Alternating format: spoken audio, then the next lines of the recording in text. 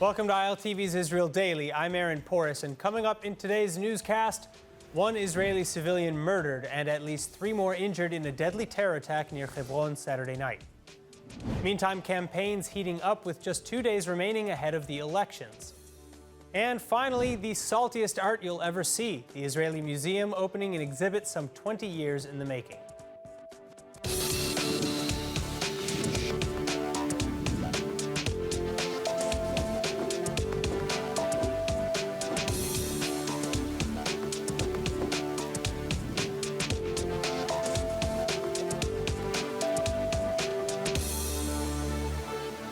To begin, breaking news near Jericho, a suspected Palestinian double car ramming attack.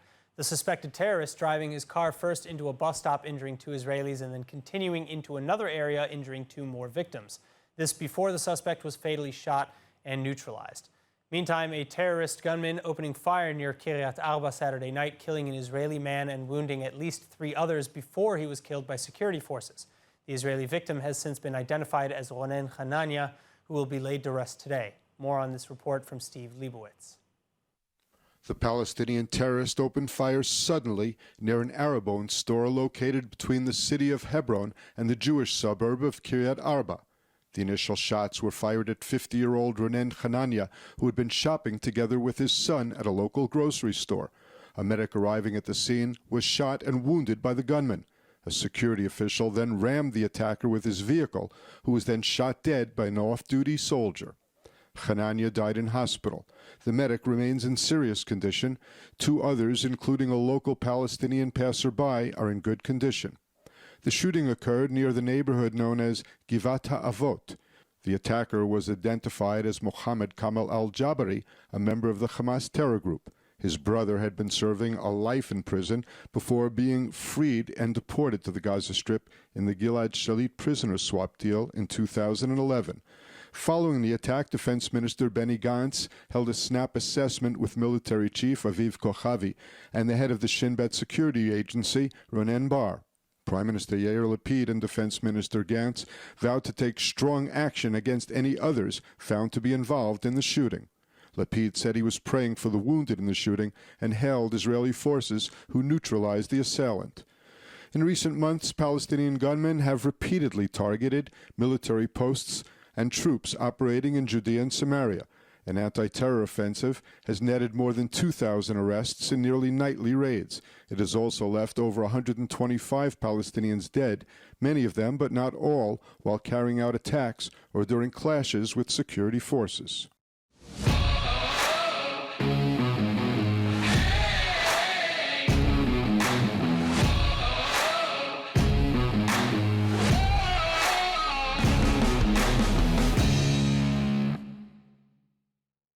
Joining me now with more on security, Yoni Ben Menachem, journalist and senior research fellow at the Jerusalem Center for Public Affairs.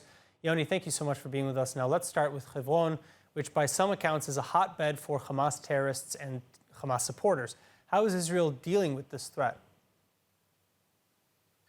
This is not something new. Hebron is a stronghold of the Hamas for many years, and Hamas have been in the last few weeks launched a big campaign on the social media calling the residents of Hebron to carry out terror attacks against Israel.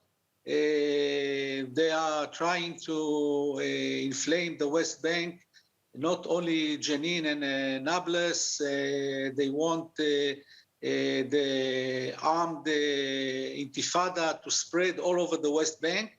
And what we saw yesterday is that they succeeded because Hebron was quiet for a few months, thanks to the...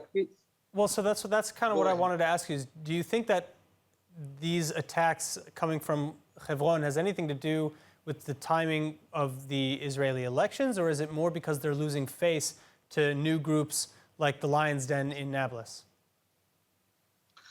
There's no secret that the rise of the Lion's Den, a terror group in Nablus, created a big embarrassment for the other Palestinian factions who are competing now who will lead the armed struggle against Israel in the West Bank. So Hamas was trying to take control of the Lions Den. They gave them more than $1 million transferred from Turkey, from the offices of Hamas in Turkey to Nablus. But apparently the Lions Den insist to stay independent.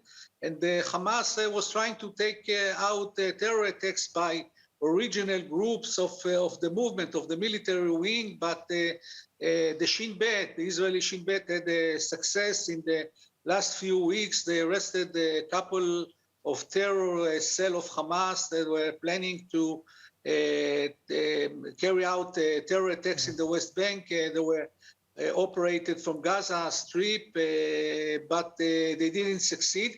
Yesterday, this was the first time that they succeed in carrying out a terror attack in Hebron. All right, now, recently, during his trip to Ankara, Defense Minister Gantz asked President Erdogan to crack down on Hamas in Turkey. Do you think that this will happen? These are pleasant dreams of Benny Gantz. Nothing like this will happen. Erdogan is an ally of Hamas, not only allows the military wing of Hamas to have offices in Istanbul where they direct terror attacks and transfer money for terror attacks against Israel. Recently also allowed some of the leaders of Hamas to have a permanent house in Turkey. For instance, Ismail Haniya, he moved with his family from Qatar, from Doha, to live in Turkey, and also other officials of the political wing of Hamas. So I don't think that Erdogan will do anything. Israel is demanding to do something about the Hamas presence since 2010, and he has done nothing. And the terror activities are continuing from Istanbul. All right, Yoni Ben Menachem, thank you so much again for joining us. Thank you. 2 days remaining to Knesset elections in Israel, the fifth serial election in fewer than 4 years' time, and things are still heating up along the campaign trail. The voting booths opening on Tuesday to some 6.8 million Israelis of voting age for the fifth time in a little over 3.5 years. And the final polls still predicting that the Netanyahu-led opposition bloc with just 4 parties will be taking 60 seats, or precisely half of parliament. Prime Minister Lapid's current coalition, on the other hand, expected to win 56 seats, and the Arab-led Hadash-Tal party set to get the minimum of 4 seats, as only some 42% of the Arab Israeli public is expected to vote. Therefore, campaigns still gaining speed on all sides. The Arab parties, for one, who oppose both left and right in Knesset, are looking to galvanize their disillusioned voters, who are seen as a potential key in the coming election. نحن في خضم الحملة الانتخابية نقترب من يوم الانتخابات.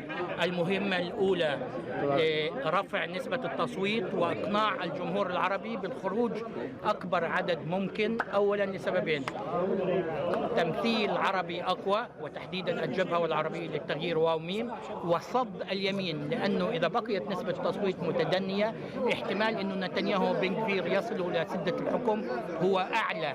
Meantime, coalition parties decrying the extremist elements in factions like the Religious Zionism Party, including by connecting Prime Minister Rabin's political assassination in 1995 to rhetoric espoused by Netanyahu, the Likud, and MKs like Itamar Ben-Gvir and Bezalel Smotrich. Labor leader Merav Michaeli even quoting Rabin from just days before Rabin's assassination. הוא ישב שם, נאם תחת תמונות הגסטאפו. הוא מציע לי להיפגש, הוא עושה הפגנות. אני אינני מאמין לו. זה היה 3 ימים לפני הרצח. כאן חילק איתמר בן גביר את הכרזה של רבין במדי SS. The right-wing Bibi bloc, on the other hand, castigating the coalition as weak and as being filled with politicians who betrayed their ideals for a chance to lead by sitting with Islamist and far-left parties like Ram and Meretz, respectively. To watch full episodes of ILTV's Israel Daily and tons of other content from Israel, visit our website at iltv.tv or download the ILTV Plus app.